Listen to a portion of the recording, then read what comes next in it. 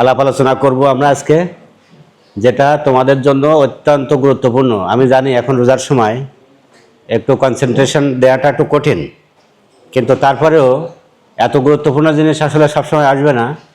আমরা আজকের যে বিষয়টা নিয়ে আলাপ করব সেটা হলো অ্যানাল ক্যানেলের কিছু রোগ নিয়ে, যে রোগগুলো সার্জিক্যাল যে ডিজিজগুলো অত্যন্ত কঠিন আবার অত্যন্ত সহজ। এই জন্যেই একটু জাস্ট মানে তোমাদের মনটা একটু যেন ডেভিয়েটেড না হয়। আমরা আশা করি 40-50 মিনিটের মধ্যে শেষ হবে, একটু কনসেন্ট্রেশনটা দেওয়ার চেষ্টা করবো আর কি। অ্যানাল ক্যানেলের যে রোগগুলো হয়, এই রোগগুলোর মধ্যে আমরা আজকের জাস্ট 2টা ডিজিজ নিয়ে আলাপ করব, আর বাকিটা আরেকটা মানে লেকচারে আমরা শেষ করব। অ্যানাল ক্যানেলে আমরা জানি যে অ্যানাল ক্যানেলটা মানে কিছু ডিজিজ আছে, যেমন হলো যে মনে করো হেমোরয়েড বা পাইলস, সেটা তো আর অন্য কোথাও না, অ্যানাল ক্যানেলেই হয়। অ্যানাল ফিশার, অ্যানোরেক্টাল অ্যাবসেস মানে যে ফোড়াগুলা যেগুলো হয়, তারপরে তোমার ফিস্টুলা, পেরিয়ানাল সাইনাস, আছে না এগুলো? এই যে তাহলে আমরা আজকের সেশনে তোমাদের জন্য আজকে যেটা আলাপ করব সেটা হলো যতটুকু পারি আমরা যে হেমোরয়েড এবং অ্যানাল ফিশারটা যদি শেষ করতে পারি, তাহলে আমরা নেক্সট ক্লাসে বাকিটা কনক্লুশন আমরা দিতে পারবো ইনশাল্লাহ। তো সেই পর্যন্ত তোমরা একটু ধৈর্য রাখার চেষ্টা করবা, আমরা খুব সহজভাবেই আলাপ করবো ইনশাল্লাহ। এটা এদিকে ঘুরাই দিতে হবে নাকি? আমি একটু হেঁটে হেঁটে ক্লাস নেব। আচ্ছা, এখানে হবে, অসুবিধা নেই, ওটা মনে হয় দেখাও লাগবে না।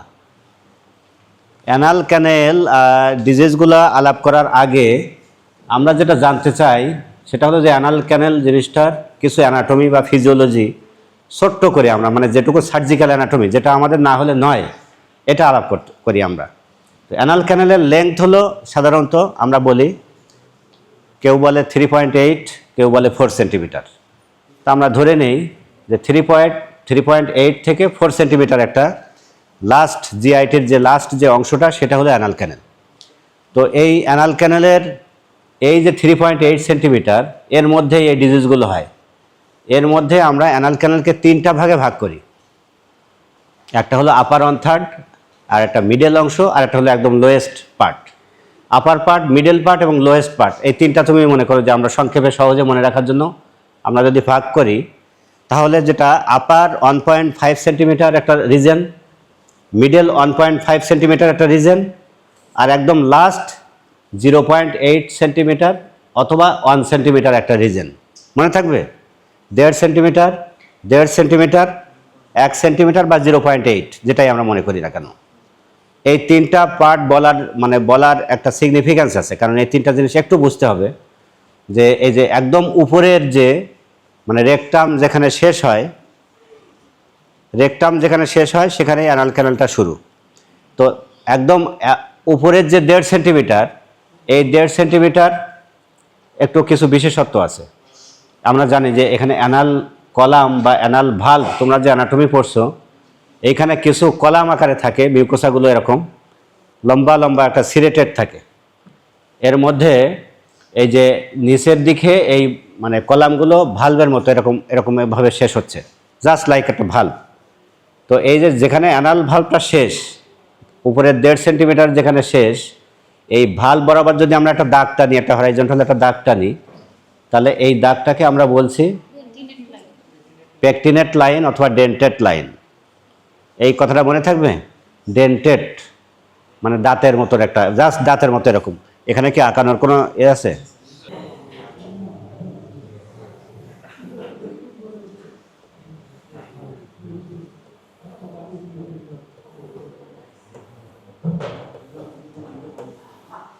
এইগুলো ভালভ, এই যে এইগুলো ভালভ। এই বরাবর যদি আমরা একটা দাগ টানি, এটাই হলো পেকটিনেট লাইন। আর এইখানে আমরা যেটা বলছি এটাকে বলছি পেকটেন। আর এটা হলো ডেন্টেড লাইন বা একই লাইন, ডেন্টেড লাইন অথবা পেকটিনেট লাইন, একই জিনিস। এই যে এখানে যে এই যে ডেন্টাল দাঁতের মতো আর কি, তুমি যদি এভাবে টানো তাহলে দেখবা যে একটা দাঁতের মতো একটা লাইন। আর এইগুলো হলো যে তোমার এই যে অ্যানাল কলাম, আর এই নিচে যে তোমার এই যে ভালভ আকারে, এইগুলো বলছি আমরা ভালভ। আর এই নিচের যে 0.8 বা 1 সেন্টিমিটার, এটা তাহলে আমরা যদি 1.5 বলি, এটাকে যদি 1.5 বলি, এই নিচের অংশটা হলো 0.8 থেকে 1 সেন্টিমিটার, এইটুকু অংশ। এখন দেখো যে এই ডেন্টেড লাইন বা পেকটিনেট লাইনটা কি সিগনিফিক্যান্টটা কি, এই লাইনের এত কেন গুরুত্ব? কারণ এর উপরে আমরা জানি যে এটা কি বলতো, কেন ইম্পর্টেন্ট, কেন?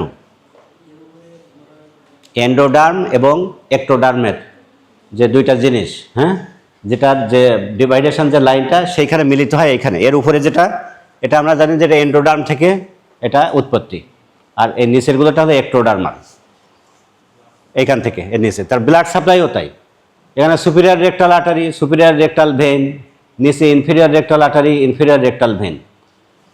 আবার তোমার এখানের উপরে হলো সোমাটিক, এখানে হলো যে তোমার অটোনমিক ইনারভেশন, আবার নিচে হলো এর নিচে সোমাটিক ইনারভেশন, তার মানে পেইনফুল এরিয়া, আর একটা হলো পেইনলেস এরিয়া। এর উপরে যত প্যাথোলজি হবে সেগুলোর কোনো পেইনলেস এরিয়া, কারণ ওখানে কোনো সোমাটিক ইনারভেশন নাই, অটোনমিক ইনারভেশন ফলে সেখানে কোনো পেইনফুল কন্ডিশন হয় না। আবার এর নিচে যত মানে প্যাথোলজি হবে সবগুলো হলো পেইনফুল। তাহলে এই যে কয়েকটা জিনিস, আর এখানে এই যে পেকটেন যেখানে শেষ হচ্ছে, এখানটা হলো মিউকোকিউটিনিয়াস জাংশন, এটা নর্মাল কিউটিনিয়াস লাস্ট 8 সেন্টিমিটার, আর এটা হলো আমরা বলি মিউকাস, এই মিউকোসাটা এই পর্যন্ত চলে আসছে। তো এখানে আবার এপিথেলিয়াম যদি তুমি বলো, এখানে নন কেরাটিনাইজড স্কোমাস এপিথেলিয়াম, এখানে কেরাটিনাইজড স্কোমাস এপিথেলিয়াম, আর এখানে তো নর্মাল যে কলামনার এপিথেলিয়াম যেটা এন্ডোডার্মে যেটা থাকে নর্মালি, অল আর কলামনার এপিথেলিয়াম এই পর্যন্ত। তাহলে এর উপরে কি কলামনার, এর নিচে এটা হলো non keratinized squamous stratified squamous epithelium, আর এখানে নিচে কেরাটিনাইজড স্কোয়াটিম, যেটা আমাদের স্কিনে আছে সেটা হলো কেরাটিনাইজড স্কোমাস এপিথেলিয়াম। এখানে সিবাসিয়াস গ্ল্যান্ড, সোয়েট গ্ল্যান্ড সব কিছু থাকে। তো এই যে জিনিসটা আমরা আলাপ করলাম, এবার আমরা আবার একটু এতে যাব, আমাদের আগের স্লাইডে চলে যাও। আমরা ইন দ্য মিন টাইম কিছু আলাপ করে নেই। তাহলে আমরা মোটামুটি যে অ্যানাল ক্যানাল সম্পর্কে একটু জানলাম। তো এই অ্যানাল ক্যানালের যে ডিজিজগুলো হয়, তাহলে পেইনলেস পেইনফুল কিছু কন্ডিশন আছে। আমরা তোমাদের জিজ্ঞেস করি যে কিছু পেইনফুল কন্ডিশনের নাম বলো, আবার অনেক সময় জিজ্ঞেস করি যে কিছু পেইনলেস অ্যানোরেক্টাল ডিজিজের নাম বলো। প্রথমে যদি বলি যে পেইনলেস কিছু ডিজিজের নাম বলো, কি বলবা? Painless haemorrhoid. তাহলে হেমোরয়েড বা পাইলস হলো পেইনলেস একটা অ্যানাল ডিজিজ, এটা মনে থাকবে, পেইনলেস। আর কি আছে পেইনলেস? পেইনলেস আর কি আছে? ফিস্টুলা যেগুলো হয় সাইনাস বা ফিস্টুলা, ইউজুয়ালি যদি খুব বেশি ইনফেক্টেড বা অ্যাবসেস ফর্মেশন না থাকে তাহলে কিন্তু this is also painless. Painful কন্ডিশনের নাম বলো একটা দুইটা। অ্যানাল ফিশার আর অ্যাবসেস, অ্যানোরেক্টাল অ্যাবসেস। তাহলে যদি আমরা মানে সমস্ত ডিজিজকে দুইটা ভাগে ভাগ করি, তাহলে আমরা বলবো একটা কিছু আছে পেইনলেস, কিছু আছে পেইনফুল। পেইনলেসের মধ্যে আমরা যদি হেডিংয়ে ভাগ করি তাহলে আমরা বলবো হেমোরয়েড বা পাইলস, আর একটা হলো ফিস্টুলা সাইনাস এইগুলা। আর যদি পেইনফুল ধরি তাহলে অ্যানাল ফিশার এবং অ্যানোরেক্টাল অ্যাবসেস। তাহলে আমরা পেইনফুল, আমরা আজকে যেটা আলাপ করব এর মধ্যে তাহলে আমাদের পেইনলেসের মধ্যে একটা আছে, পেইনফুলের মধ্যে একটা আছে। তাহলে নিশ্চয়ই বুঝতে পারতেছো যে কোনো মানে একটা সিনারিও যদি তোমাদের দেয়া থাকে কখনো, যে সিনারিওতে যদি পেইনফুল কথাটা উল্লেখ করে তাহলে নিশ্চয়ই তোমরা পাইলসের নামটা নিয়ে আসবে না, আর যদি পেইনলেস নিয়ে আসে তাহলে আমরা পাইলস, এইটুকু তো অন্তত আপাতত বুঝতে পারলাম। আচ্ছা, এখন আমরা আজকের আলোচনার মধ্যে আমরা প্রথমে যেটা আলাপ করব সেটা হলো হেমোরয়েড। তাহলে আমরা অ্যানাল ক্যানাল সম্পর্কে একটু জানলাম, তাই না?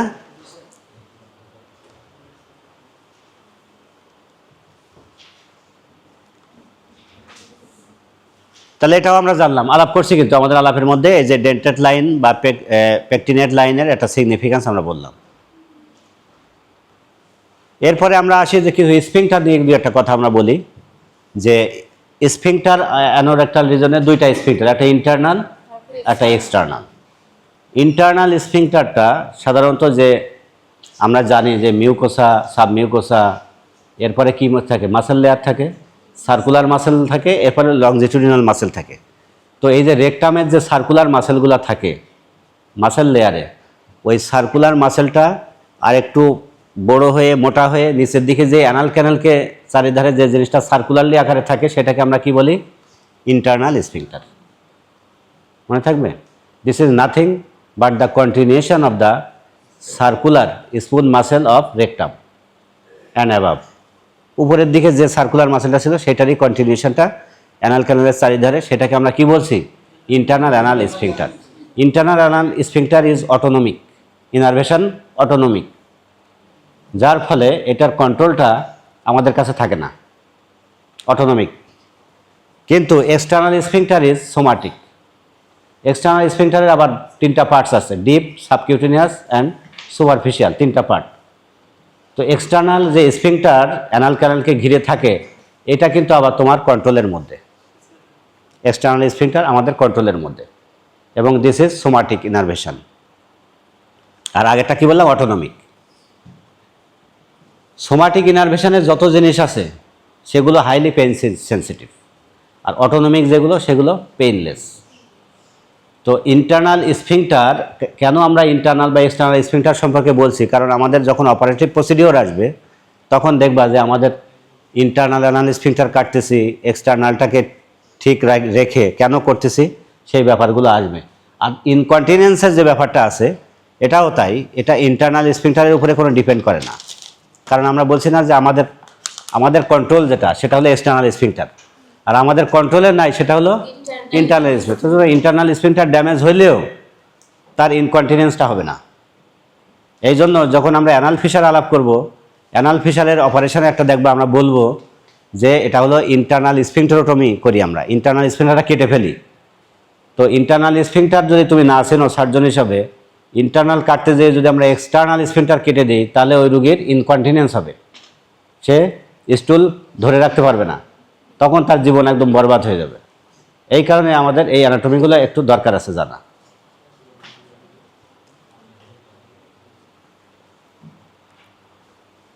তাহলে what is haemorrhoids? What is haemorrhoid? Haemorrhoid হলো আর কিছুই না, এটা একটা ভেনাস প্লেক্সাস যদি ডাইলেটেশন, ইলংগেশন অ্যান্ড টর্সুয়াসিটি, আমরা জানি যে ভ্যারিকোজ ভেন, ভ্যারিকোজ ভেন আমরা নাম শুনছি, কোথায় হয়? পায়ে হয়। তো একই জিনিস, ওই ভ্যারিকোজ ভেনটাই যদি অ্যানাল ক্যানেল হয়, this is called haemorrhoid, nothing. এটা তো ভেন, ভেনাস রেডিকেলসগুলা মোটা হয়ে, এইগুলো মোটা হলে কি হবে?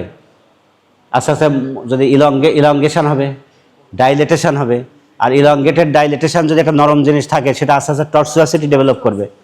এটা যদি হয় তখন এরপরে আমাদের যে মানে অ্যানাল ক্যানেলের যে রেকটাল যে ভেন, সুপিরিয়র রেকটাল ভেন, যে inferior rectal vein, superior rectal ভেনের যে পেডিকেলগুলো আছে, ভেন যে ব্রাঞ্চগুলো আছে, আমরা জানি যে 3, 7 and 11 o'clock পজিশনে থাকে।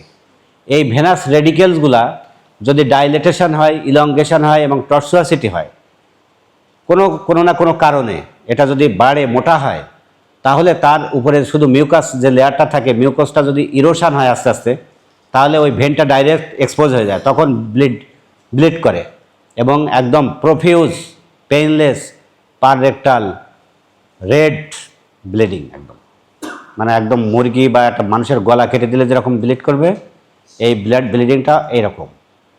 এখন বলতে পারো যে স্যার এখানে ভেনাস, এই যে আমরা একটা প্রশ্ন করি এখানে যে ভেনাস ব্লিডিং, সাধারণত ভেনাস ব্লাড কেমন? ব্লুইশ কালার না? কিন্তু এইখানে ভেনাস ব্লিডিং বাট একদম রেডিশ ইন কালার, কেন? তাহলে এটা কি আর্টারি? একটা আর্টারিয়াল ব্লিডিং? পাইলসের ব্লিডিং কি আর্টারিয়াল ব্লিডিং না ভেনাস ব্লিডিং? Venous bleeding. কারণ এখানে ভেন এবং আর্টারিটা এতই কাছাকাছি থাকে, ওই ভেন থেকে মানে আর্টারি থেকে ডাইরেক্ট এই ভেনের মধ্যে ব্লাড আসতে তার সময় লাগে না। ইউজুয়ালি আমরা জানি যে একটা আর্টারি এবং ভেনের ব্লাডটা ডিঅক্সিজেনেটেড হয়ে আর্টারিতে আসতে গেলে লট অফ ক্যাপিলারি পার হয়ে অনেক দূরত্ব পার হয়, কিন্তু এইখানে তার কোনো দূর নেই, একদম আর্টারি এবং ভেন খুব ক্লোজ, কাছাকাছি। মানে ভেনের ব্লাডটা ডাইরেক্ট, আর্টারির ব্লাডটা ডাইরেক্ট ভেনের মধ্যে ঢুকে সেটা আস্তে আস্তে উপরের দিকে চলে আসে। তো এইখানে ওই সুযোগটা আর পায় না যে আলাদা ক্যাপিলারি হয়ে একটা লং টাইম পাস করে ওই জিনিসটা যে আসবে তা না, এতই কাছাকাছি থাকে। এই কারণে এখানে আর্টারিয়াল ব্লাড আর ভেনের ব্লাডটার কালার অলমোস্ট সেম, অক্সিজেনেশনও তাই ওরকম একই কাছাকাছি, উইদিন এ সেকেন্ড এটা পাস করে চলে যায়। এখানে কিন্তু একটা প্রশ্ন গুরুত্বপূর্ণ, এটা আমরা পরীক্ষা ধরছিলাম এবার অনেককে। তো যাই হোক, এখানে মানে ব্লাডটা একদম ফ্রেশ রেড কালার, অথচ আমরা বলছি যে ভেনাস ব্লাড বা ভ্যারিকোজ ভেনের ব্লাড, তাহলে কেন কালারটা এত রেড? মনে থাকবে? আচ্ছা, তাহলে what is haemorrhoid? Haemorrhoids are symptomatic enlargement of the internal haemorrhoidal venous plexus বা অ্যানাল কুশন, যেটা আমরা বলি, এইগুলা just radicals of the vein. এগুলো আমরা যদি অন্য ভাষায় বলি তাহলে আমি যেটা বললাম, ওই যে ডাইলেটেশন, ইলংগেশন, টর্সন। এখন আমরা জিজ্ঞেস করি যে এইগুলো আর কোথায় হয়, আর কোথায় কোথায় এগুলো হতে পারে?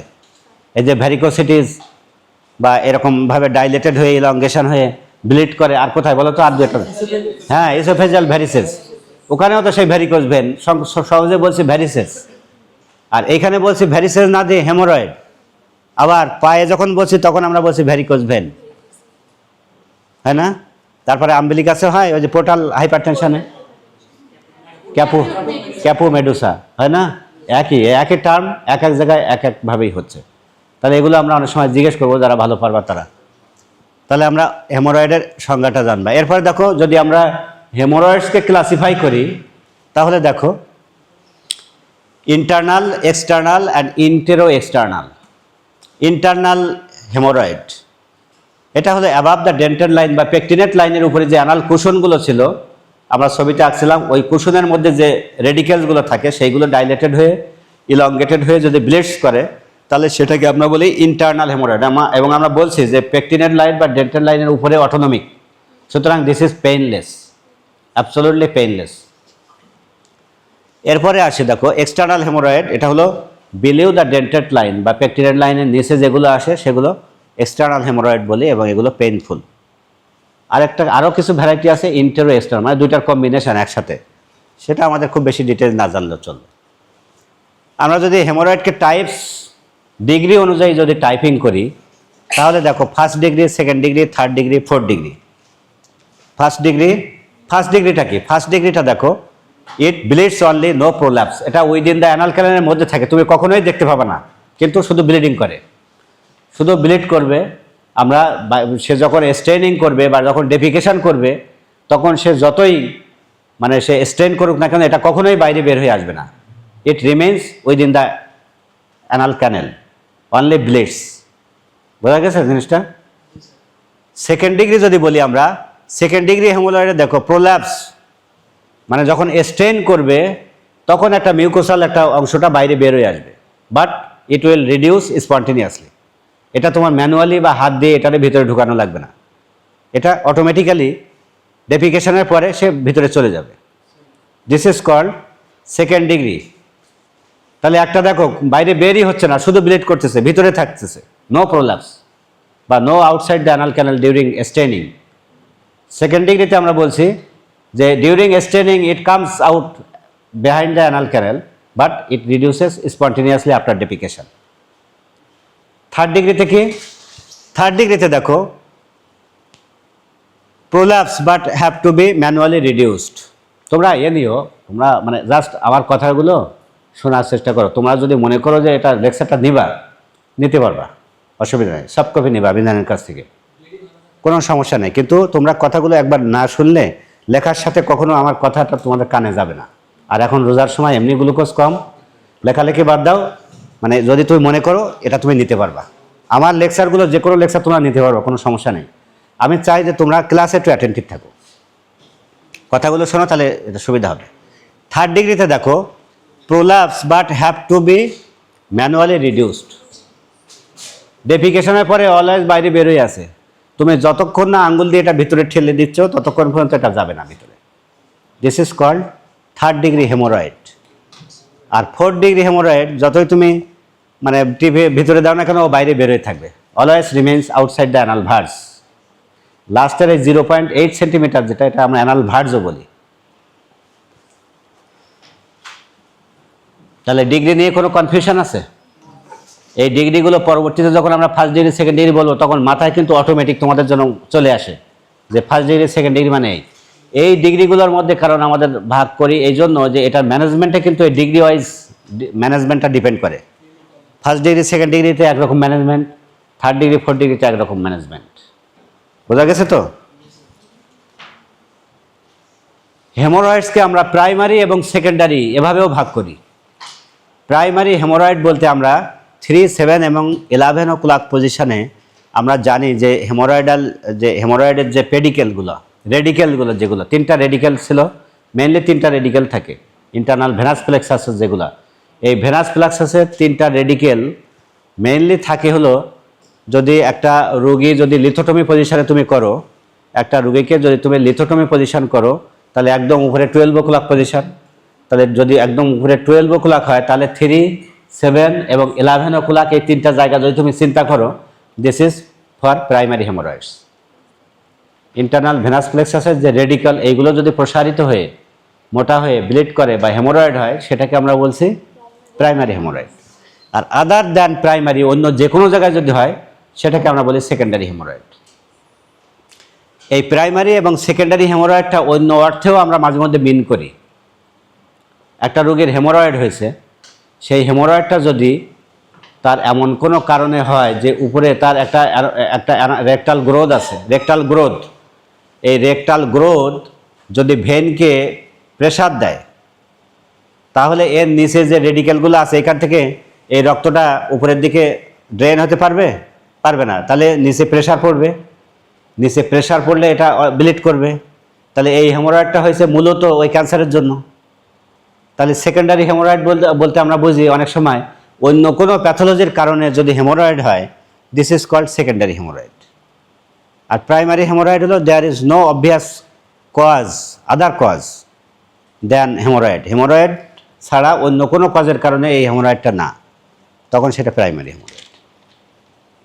তাহলে প্রাইমারি এবং সেকেন্ডারি আমরা ভাগ করি দুইভাবে, একটা হলো এই যে ক্লক পজিশন অনুযায়ী, রেডিকেলসের পজিশন অনুযায়ী, আর একটা হলো অন্য প্যাথোলজির।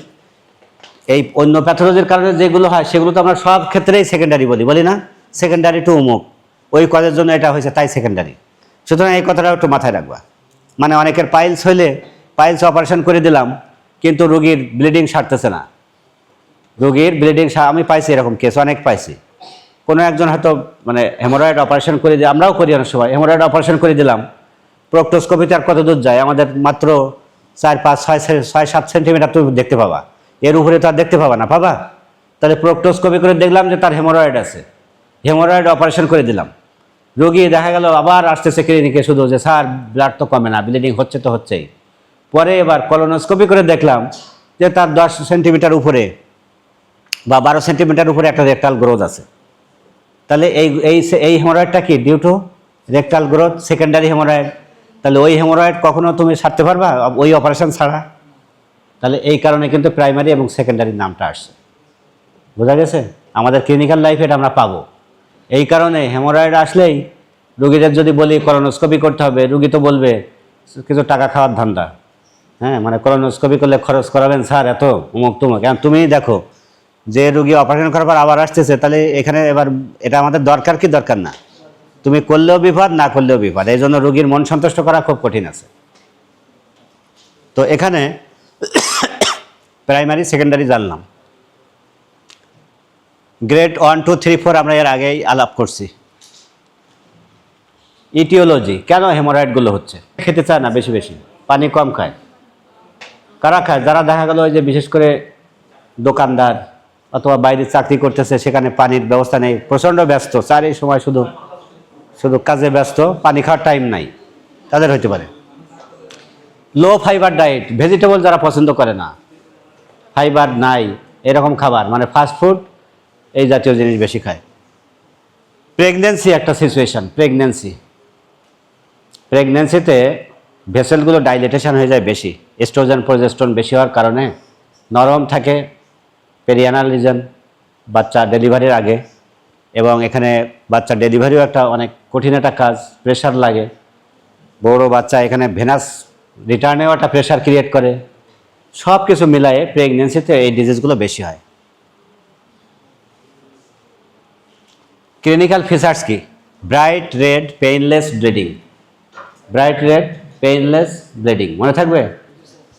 নেক্সট হলো যে কিছু প্রলাপস থাকতে পারে অনেক সময়, সামথিং কামিং আউট পার রেক্টালি। রোগী যদি বলে যে কিছু না কিছু একটা জিনিস পায়খানা করার সময় বাইরে যেন বের হয়ে আসে, পরে আর খুঁজে পায় না, ভিতরে ঢুকে যায়, ওটা ডিগ্রি অনুযায়ী যা আছে সেটাই সে বলবে। মিউকাস ডিসচার্জ পুরুরিটাস, এটা অনেক সময় এর সাথে থাকতে পারে। যদি তুমি ট্রিটমেন্ট না করো এই রুগীর ট্রিটমেন্ট যদি না করো তাহলে কি কি কি হতে পারে? ট্রিটমেন্ট অনেক রকম আছে, ডায়েটারি মডিফিকেশান থেকে শুরু করে তোমার ফার্মাকোলজিক্যাল ট্রিটমেন্টও আছে, মেডিসিন দিয়ে, সার্জিক্যালও আছে। কোনো ট্রিটমেন্ট যদি আমরা না করি তাহলে আস্তে আস্তে এগুলো একটা সময় যে থ্রম্বোসিস হয়ে যেতে পারে, স্ট্রাঙ্গুলেশন হয়, ক্রনিক ব্লিডিং হয়ে হয়ে রোগী অ্যানিমিক হয়ে যেতে পারে, আলসারেশন হতে পারে, গ্যাংগ্রিন হতে পারে, পোর্টাল পায়েমিয়া ইনফেকশন হয়ে ওখান থেকে পোর্টাল পায়েমিয়া পর্যন্ত হয়ে যেতে পারে, লিভারে অ্যাবসেস হয়ে যেতে পারে। ওইখান থেকে পাঁচটা যেয়ে আস্তে আস্তে সার্কুলেশনে যেয়ে তোমার লিভারে যে বিভিন্ন জায়গায় পোর্টাল অ্যাবসেস, সেটাকে আমরা বলি পোর্টাল পায়েমিয়া। ইনভেস্টিগেশন, কিভাবে আমরা এটা ডায়াগনোসিস করব? একটা হেমোরয়েড বা অ্যানাল ফিসার ডায়াগনোসিস করার জন্য আমার কি কি অস্ত্র লাগবে? এখানে আহামরি কোনো কিছু না। এই যে দেখো তুমি, আহামরি কিছু না। একটা মানে যদি অ্যানাল ফিসার হয় তাহলে কি anal inspection is enough, only anal inspection. রুগীটা লিথোটমি পজিশন করে অ্যানাল ভাঁজটা একটু জাস্ট ফাঁক করে যদি আমরা তাকাই, আমরা দেখব যে একটা লংজিটিউডিনাল টিয়ার আছে, টিয়ার একটা মিউকোসার একটা টিয়ার আছে, ওখান থেকে ফ্রেশ ব্লাড মানে বেরোচ্ছে। এটা যদি বলি, আর রুগী যদি বলে যে তার কনস্টিপেশন আছে এবং শক্ত হার্ড স্টুল যখন পাস করে ওই স্টুলের কোনো একটা গায়ে বা একটা সাইডে একটা স্ট্রিকিং অফ ব্লাড, একটা ব্লাড একটা সাইডে চিরে গেছে, যে জায়গাটা অ্যানাল ক্যানেলের মধ্যে মিউকোসা যেখানে টিয়ার হয় ওই টিয়ার বরাবর একটা স্ট্রিক অফ ব্লাড লেগে থাকে, তাহলে আমাদের বুঝতে কষ্ট হয় যেটা অ্যানাল ফিসার।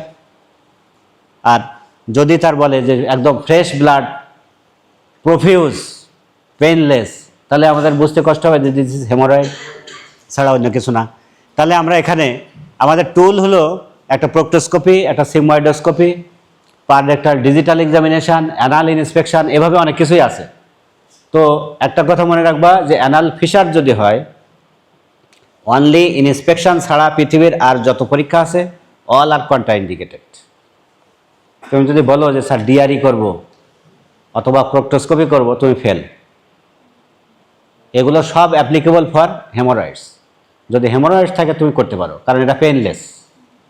কিন্তু যেটা পেইনফুল কন্ডিশন, অনেক সময় ওই রোগীর যদি তুমি একটা প্রোক্টোস্কোপ দাও অথবা একটা ডিআরই করো আঙ্গুল দিয়ে, এমনও হয়েছে ভ্যাসোভেগাল অ্যাটাক হয়ে রোগী ওইখানে সেন্সলেস হয়ে রোগী মারাও গেছে, এত পেইনফুল থাকে অ্যানাল ফিসারগুলা। তাহলে এখানে প্রোক্টোস্কোপি, সিগময়েডোস্কোপি, সিবিসি করি ওই যে অ্যানিমিয়া আছে কিনা বোঝার জন্যই, রোগী যদি অ্যানিমিক থাকে। আর ব্লাড যদি রোগীর history is suggestive of any type of disease, রোগী এমন সুন্দরভাবে তোমাকে হিস্ট্রি দেবে তোমার দেখাও লাগবে না। সে বলবে যে আমি যখন বাথরুমে যাই একদম মানে পায়খানা বের হওয়ার আগে এইরকম পুরা ব্লাড, একটা মুরগি কেটে দিলে যেরকম ব্লাড বের হয় এরকম প্যানের মধ্যে এইরকমভাবে ব্লাডটা বের হয়। এরপরে আস্তে আস্তে আমি ওটা দেখে ভয় পেয়ে যাই, পায়খানা হলো মানে বইটা দেখেই তার পায়খানা বন্ধ হয়ে গেছে, এমন একটা অবস্থা, ভয়ে। তারপরে আসে ডাক্তারের কাছে চলে আসে। আর অ্যানাল ফিসারের যে ব্লিডিং, অ্যানাল ফিসারের যে রোগীগুলা, এই রোগীগুলা দেখো সবচেয়ে ভোগান্তি পৃথিবীতে আমি মনে করি অ্যানাল ফিসারের রোগীগুলো। এদের কনস্টিপেশন থাকে, যখন ওই যে হার্ড স্টুল পাস করে তখন ওই সামান্য রক্ত, ও তো বেশি রক্ত না, সামান্য এক সাইডে একটু লেগে আছে, একটু মাঝে মাঝে সে খেয়াল করে ওরে বাবা এক সাইডে সামান্য একটু রক্ত, আর ডাক্তারের কাছে যাব কি? সে সপ্তাহে হয়তো 1 দিন বা 2 দিন যায় বাথরুমে, ওই যে জানে যে এবার শক্ত পায়খানাটা বের হবে, যে জায়গাটা টিয়ার ছিল ওই জায়গাটা আবার একটু ছিলে যাবে, তারপরে আমার 4-5 ঘন্টা শুয়ে থাকতে হবে, চোখের পানি ফেলতে হবে, সুতরাং আমার বাথরুমে না যাওয়াই ভালো। সে ওই যে তার কনস্টিপেশনটা আরও বাড়ে।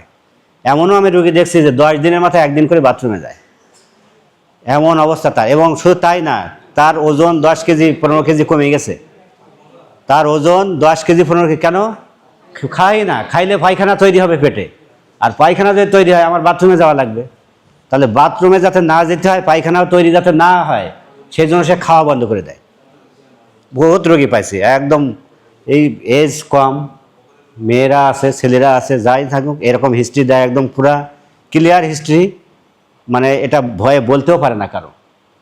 তার এই যে ব্যথা, আবার যদি মনে করে ডাক্তারের কাছে যাব, ডাক্তার তো আমার আবার পায়খানার রাস্তা দেখবে, এই ভয়ে তো সে সে মহিলা ডাক্তার খুঁজবে, মহিলা ডাক্তার খুঁজে যায় একটা বের করে কোথায় যাবে, গাইনিয়ালাদের কাছে যাবে। গাইনিয়ালারা অ্যানাল ক্যানেল এই অ্যানাল ফিশার বা হেমোরয়েডকে চিকিৎসা দেয়, তারা কি বুঝবে, তারা যায় একটা চিকিৎসা দিয়ে ছেড়ে দেয়, সে আর যাবেই না অন্য কোথাও।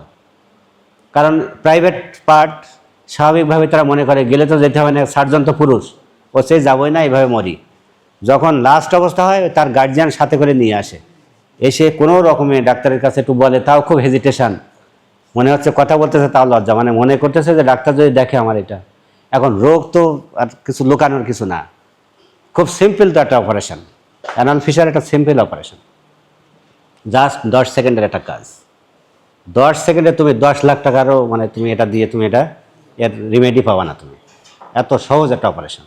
এই রুগীগুলো খুব আরাম, একবার অপারেশন হয়ে গেলে তার এবার এসে বলে, স্যার যে আরাম পাইছি, আমি এতদিন ধরে কেন আমি এই কষ্ট করছি, এখন পায়খানা বের হওয়ার সময় আমি বুঝতেই পারি না, এরকম কত আরামের, কোনো পেইন নাই, কিছুই নাই, তার শরীর ভালো হয়ে গেছে।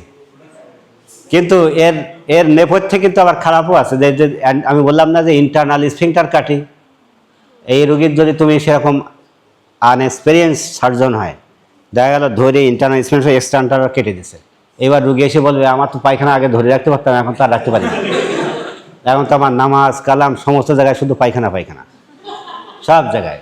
এই রুগী তোমার নামে কেস করে দিলে তোমার এবার সারা জীবনের যা ইনকাম করেছো সব শেষ, ওই স্ফিংটার তুমি আর তো কারেক্ট করতে পারবে না।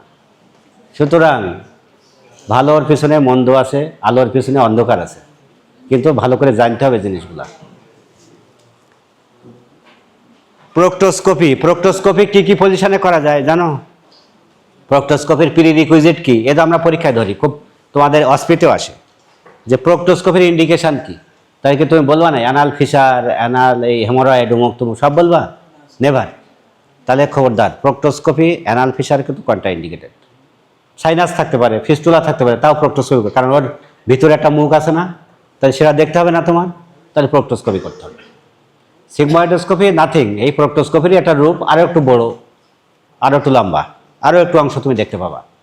তারপরেও যদি দেখতে পাই এবার কলোনোস্কোপি আছে, হ্যাঁ কলোনোস্কোপি করব। আচ্ছা, এখন প্রোক্টোস্কোপির বিভিন্ন পজিশন, লেফট ল্যাটারাল পজিশন আছে, নি এলবো পজিশন আছে, প্রন পজিশন আছে, সুপাইন পজিশন আছে, অনেক কিছুই আছে।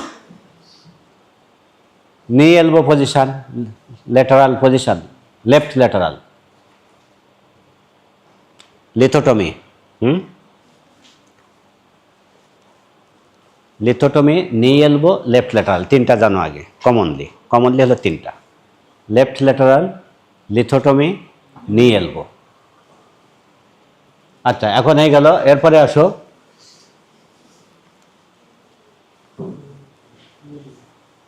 কনজারভেটিভ ম্যানেজমেন্ট কি।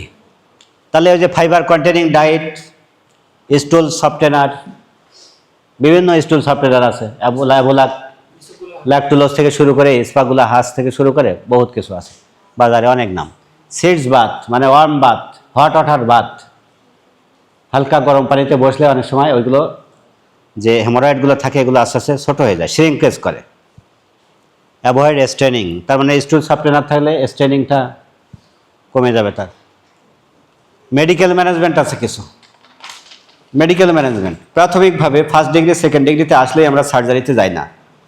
প্রথম চান্সে রুগীরা যদি ডায়েটারি মডিফিকেশান করা যায়, তাকে কিছু অ্যাডভাইস করা যায়, তার ফাইবারটাকে যদি মানে ফাইবার কন্টেনিং ফুড থেকে শুরু করে আমরা সব কিছু যদি তার ডায়েটারি মডিফিকেশান একটু করতে পারি, তাহলে কিন্তু আমরা তার ম্যানেজমেন্টটা আমরা চেঞ্জ করতে পারি। এখন এখানে দেখো, আর তারপরেও মেডিকেল ম্যানেজমেন্টের মধ্যে আমরা কিছু জিনিস দিই, একটা কিছু অয়েনমেন্ট আকারে আছে, কিছু ক্যাপসুল আছে, কিছু ট্যাবলেট আছে।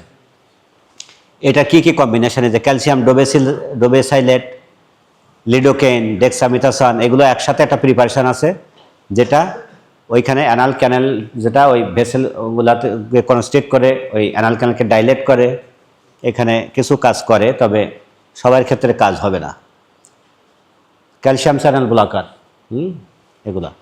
ট্যাবলেটও আছে, যে ডায়াজমিন এবং হেসপেরিডিন প্রিপারেশন, ড্যাফলোন, নরমানাল, বিভিন্ন নামে পাওয়া যায় বাজারে, এগুলোও তাই।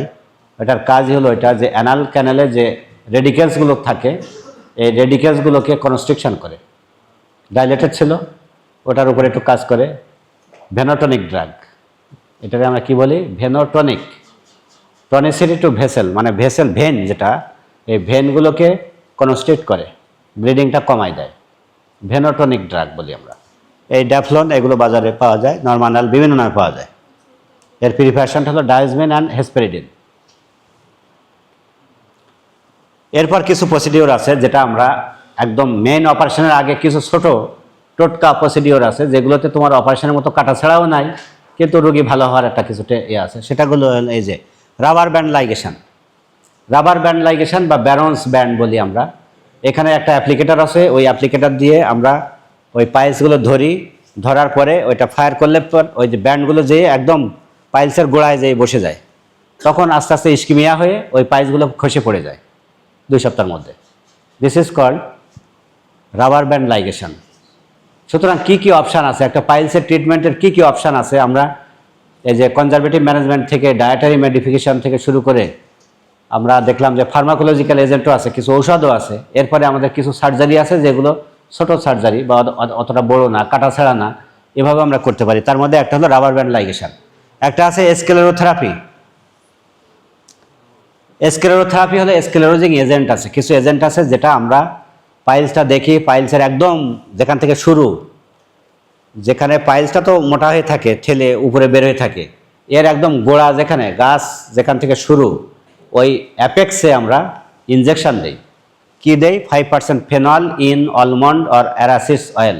এটা কিনতে পাওয়া যায়, বিভিন্ন দোকানে পাওয়া যায়। এই অলমন্ড অয়েলের মধ্যে 5% ফেনল, এটা আমরা এনে, এটা দেখা গেল যে 2 to 5 cc আমরা যদি ওই যে অ্যাপেক্সে যেখান থেকে ভেনাস রেডিকেলটা শুরু হয়েছে ওইখানে দিয়ে দেই, তাহলে দেখা গেল ওই এটা কি হয়, স্ক্লেরোজিং হয়।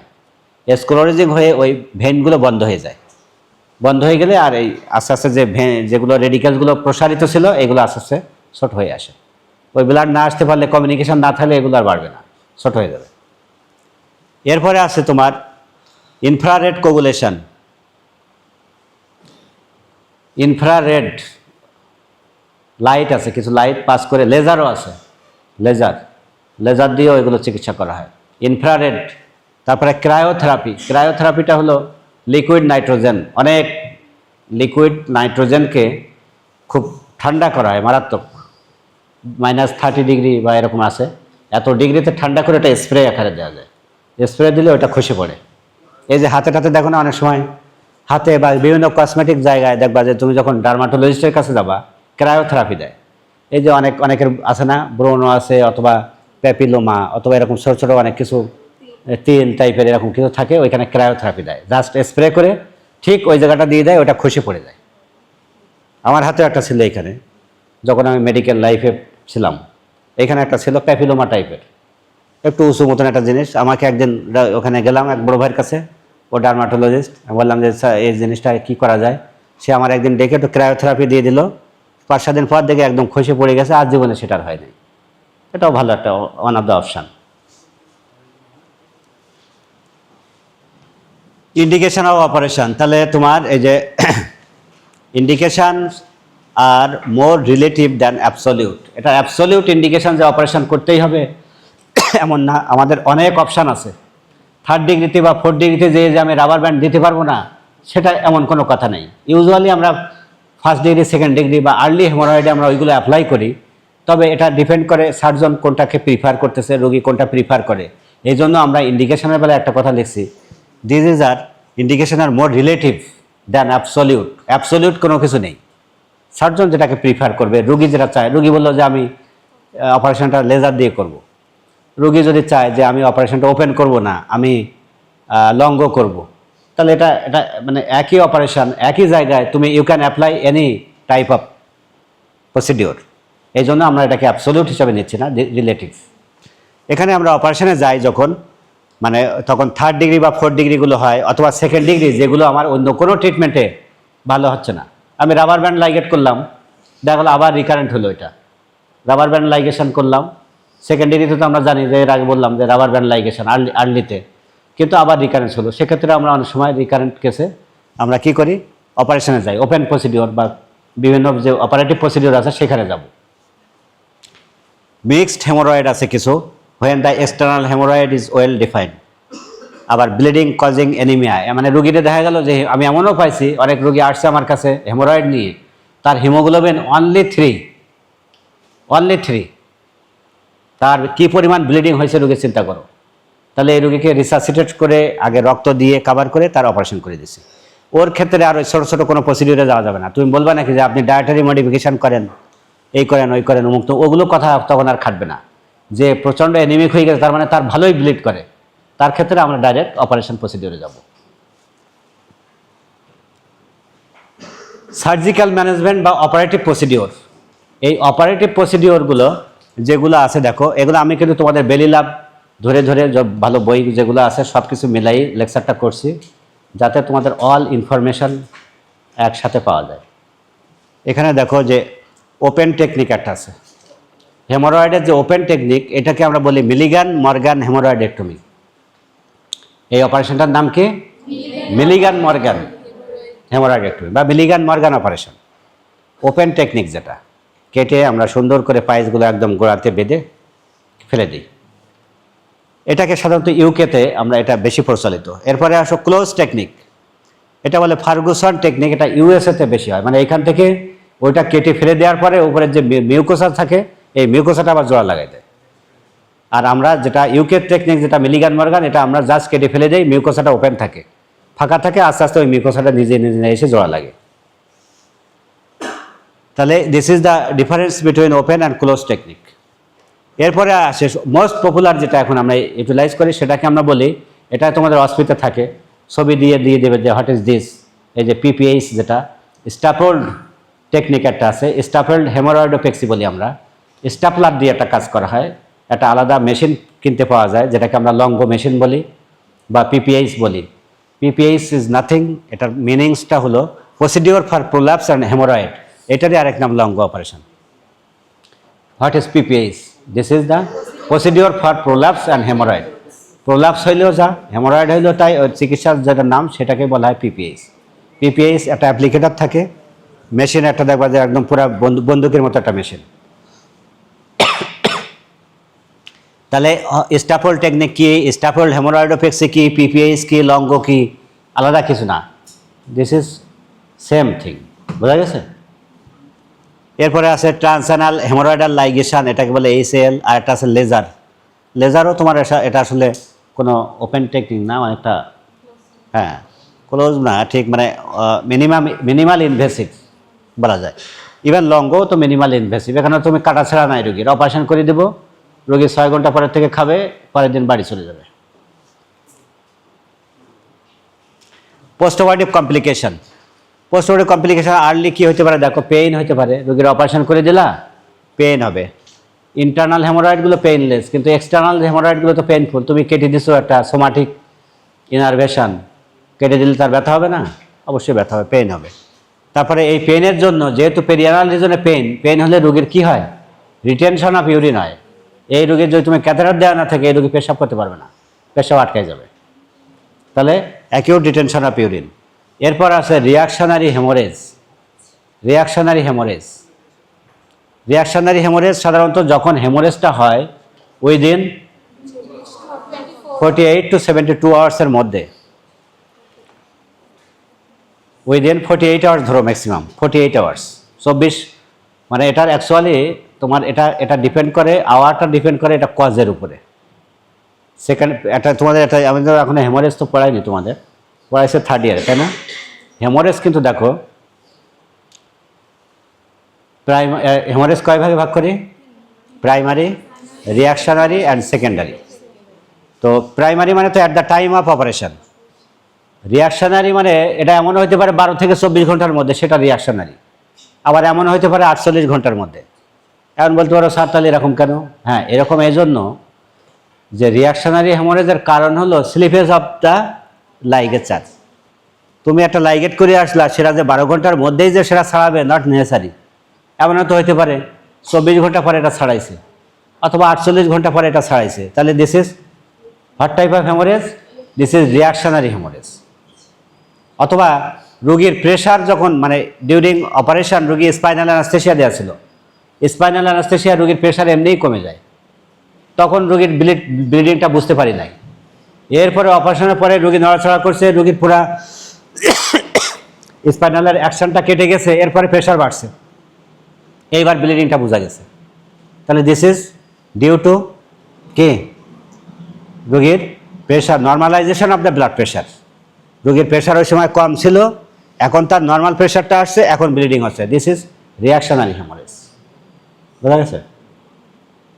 তারপরে স্লিপেজ অথবা রিমুভাল অফ দ্য ক্লোট, কোনো একটা ভেসেল ক্লোট দিয়ে আটকাইছিল, এরপরে অপারেশনের পরে হয়তো 24 ঘন্টা পরে ওই ক্লোটটা কোনো ডিসলজমেন্ট হয়েছে, ওখান থেকে ডিসলজ হয়েছে ক্লোটটা, এবার ব্লিডিং হচ্ছে। তাহলে this is due to reactionary haemorrhage. তাহলে রিয়াকশনারি হেমোরেজের কারণ কিন্তু এইগুলোই, normalisation of the blood pressure অথবা এক্সেসিভ ব্লাড প্রেশারের কারণে ব্লিডিং হচ্ছে, এটাকে বলি। অথবা আমরা বলি স্লিপেজ অফ দ্য লাইগেচার অথবা ডিসলজমেন্ট অফ দ্য ক্লোট, এটা হলো রিয়াকশনারি হেমোরেজ। আর সেকেন্ডারি হেমোরেজ হলো ডিউ টু ইনফেকশান, ইনফ্লামেশান হয়ে, তারপরে গ্যাংগ্রিন হয়ে, নেক্রোসিস হয়ে, sloughing out of the tissue. Sloughing out মানে কি? কোনো একটা জিনিস, এই যে তুমি লাইগেট করে আসছো, লাইগেট করার পরে যে টিস্যুগুলো ছিল উপরে, সেগুলো তো ইস্কিমিয়া হবে, ইস্কিমিয়া হলে নেক্রোসিস হবে, নেক্রোসিস হলে গ্যাংগ্রিন হয়ে ওটা স্লাফিং আউট হবে না? এখন যদি নেক্রোসিস সহ স্লাফিং আউট হয়, তাহলে ওটা কি হচ্ছে? তাহলে তোমার ওটা রিয়াকশন এই হেমোরেজ হচ্ছে। ওটা তো আর্লি হয়, মানে লাইগেসারটা না থাকলে তো আর্লি হবে। আর লাইগেসারের পরের জিনিসটা যদি স্লাফ আউট হয়, তাহলে তো ব্লিডিং হওয়ার কোনো কারণ নেই। কিন্তু এমন কোনো জায়গায় যেখানে মানে তোমার লাইগেশন নেই, কিন্তু কিছু টিস্যু পচে নেক্রোসিস হয়ে বের হয়ে গেল, এবার কিছু ভেসেল ওপেন হয়ে গেল, this is called secondary haemorrhage. তাহলে সেকেন্ডারি হেমোরেজ হলো একটা ইনফেকশান, নেক্রোসিস, একটা গ্যাংগ্রিন, একটা দীর্ঘ সূত্রিতা, একটা দীর্ঘ প্রক্রিয়া। এই দীর্ঘ প্রক্রিয়া কখনো 24 বা 48 ঘন্টার মধ্যে হয় না, এটা একটা সময় লাগে, 7 থেকে 14 দিন সময় লাগে। এই জন্যে আমি একটা কথা বলছি যে time is not factor, it depends on the cause. কী কারণে ব্লিডিংটা হচ্ছে সেটাই তোমাকে বলে দেবে যে দিস ইজ রিয়াকশনারি নাকি দিস ইজ সেকেন্ডারি হেমোরেজ। বুঝতে পারলে তুমি পারবা, ব্যাখ্যা করতে পারবা। এই দেখো, এই জন্য লেটার দেখো, আমি বলছি সেকেন্ডারি হেমোরেজ।